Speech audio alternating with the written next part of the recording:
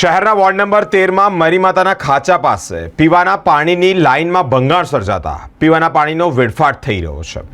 બાળુ સુર્વેએ રોષ વ્યક્ત કર્યો છે. રાજમહેલ રોડ વિસ્તારમાં પીવાનું પાણી પહોંચાડતી મુખ્ય નળિકામાં ભંગાણ સર્જાવાના કારણે હજારો લોકોને પૂરતા પ્રેશરથી પાણી નથી મળી રહ્યું. હજારો ગેલન પાણીનો વેડફાટ થઈ રહ્યો છે.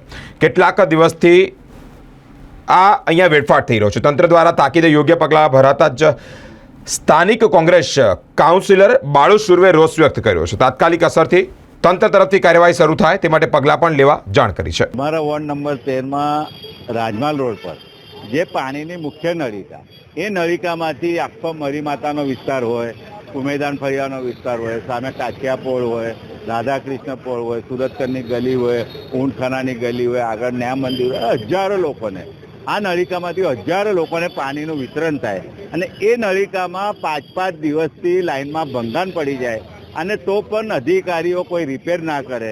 હજારો ગેલન પાણી ગટરમાં જતું રહે અને વિસ્તારના લોકોની આ વિસ્તારમાંથી લોકોની વારંવાર એવી ફરિયાદો આવે છે કે પાણી ઓછું આવે છે, 15 મિનિટ આવે છે, 20 મિનિટ આવે છે અને આટલી ફરિયાદો હોવા છતાં આવું ભંગાણ થાય એને તરત જ વહેલી તકે રિપેર ના કરવામાં આવે અને રિપેર કર્યા પછી પણ એવી રીતે રિપેર કરે કે એને જે શીશુ ભરવાનું હોય, અંદર શીશુ નાખવાનું હોય, સારી રીતે ફિટિંગ કરવાનું હોય, એ ન કરવાના લીધે ફરીથી મહિનામાં ભંગાણ થાય વારંવાર. એટલે અમારા વિસ્તારમાં અસંખ્ય જગ્યા લાઈનોમાં યોગ્ય રીતે રિપેર ન કરવાના લીધે વારંવાર ભંગાણ થાય છે અને ભંગાણ થવાના લીધે હજારો ગેલન પાણી, લાખો ગેલન પાણી ગટરમાં જતું રહે. ખરેખર લોકોને પાણી પીવા મળતું ના હોય ને આવું 5-5 દિવસ સુધી લાઈનોમાં ભંગાણ થાય. એટલે અમારી એવી માગણી છે કે 5-6 દિવસથી આ લાઈનમાં ભંગાણ થયું છે.